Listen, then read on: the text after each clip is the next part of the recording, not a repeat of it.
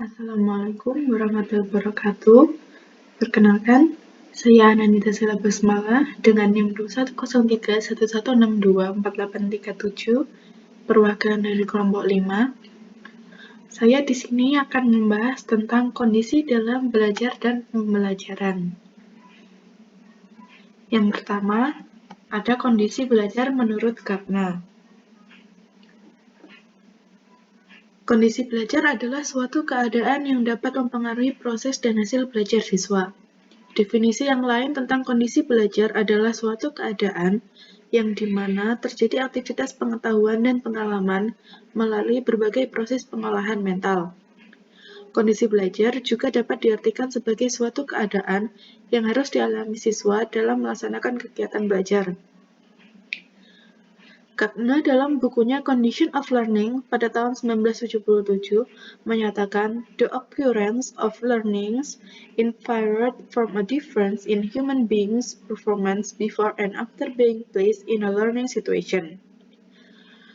Artinya, terjadi belajar pada manusia dapat disimpulkan bila terdapat perbedaan dalam penampilan atau kinerja manusia sebelum dan sesudah ia ditempatkan pada situasi belajar. Dengan kata lain, ia menyatakan bahwa kondisi belajar adalah situasi belajar atau learning situation yang dapat menghasilkan perubahan perilaku performance pada seseorang setelah ia ditempatkan pada situasi tersebut. Kondisi atau situasi yang memungkinkan terjadinya proses belajar harus dirancang dan dipertimbangkan terlebih dahulu oleh perancang atau guru.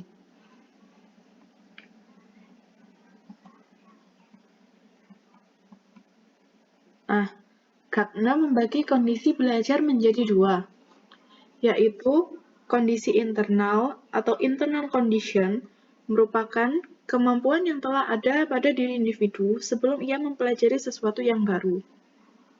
Kondisi internal ini dihasilkan oleh seperangkat proses transformasi. Yang kedua, ada kondisi eksternal atau external condition, adalah suatu perangsang dari luar diri si belajar. Kondisi belajar yang diperlukan untuk setiap orang berbeda-beda, tergantung pada kasusnya. Jenis kemampuan belajar yang berbeda akan membutuhkan kemampuan belajar sebelumnya yang berbeda dan kondisi eksternal yang berbeda pula. Yang pertama akan dibahas adalah faktor internal. Nah, faktor internal ini dibagi menjadi dua, yaitu faktor fisiologis dan psikologis. Nah, di faktor fisiologis ini merupakan faktor yang berhubungan dengan kondisi fisik individual atau jasmani seseorang, yaitu yang pertama tonus atau kondisi badan. Kegiatan belajar tentu dilatar belakangi oleh kondisi badan. Jika kondisi badan lemah, akan memberikan dampak negatif pada pembelajaran mereka. Yang selanjutnya ada fungsi jasmani. Selama dalam proses pembelajaran berlangsung, peran fungsi fisiologis sangat mempengaruhi belajar terutama panca indera. Nah, yang kedua tadi, faktor psikologis. Faktor di mana dengan keadaan psikologis seseorang yang dapat mempengaruhi proses belajar. Terdapat beberapa faktor psikologis, yang utama itu ada kecerdasan atau intelligence. Kecerdasan ini didefinisikan sebagai kemampuan psikofisik untuk beradaptasi dengan lingkungan dengan cara yang benar. Kecerdasan merupakan faktor yang sangat penting dalam proses pembelajaran siswa dan menentukan kualitas belajar siswa. Selanjutnya ada motivasi. Motivasi merupakan salah satu faktor yang mempengaruhi efektivitas kegiatan belajar siswa. Psikolog mendefinisikan motivasi sebagai proses dalam individu yang aktif, mendorong, memberi arah, dan mempertahankan perilaku. Motivasinya ada dua. Pertama, motivasi intrinsik adalah faktor yang muncul dalam diri individu dan memberikan dorongan untuk melakukan sesuatu. Kedua, motivasi ekstrinsik adalah faktor yang datang dari luar individu tetapi mempengaruhi kemampuan untuk belajar. Selanjutnya ada minat. Minat ini merupakan kecenderungan atau kegembiraan yang tinggi atau keinginan besar untuk melakukan sesuatu. Selanjutnya ada sikap. Sikap merupakan gejala internal dalam bentuk kecenderungan untuk bereaksi relatif tegas terhadap suatu objek, orang, peristiwa, dan hal lainnya, baik secara positif maupun negatif. Selanjutnya, ada bakat.